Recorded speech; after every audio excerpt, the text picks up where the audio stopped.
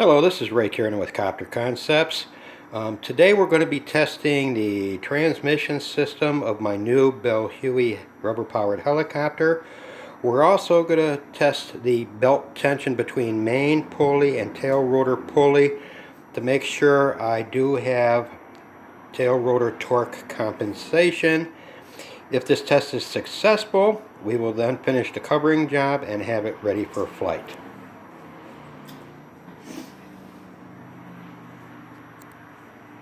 Your eye on the tail rotor. Yes? Mm-hmm.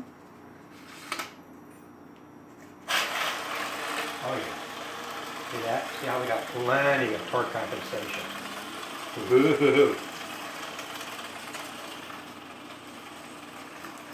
Plenty of tail rotor torque compensation for flight, so we should be good for flight.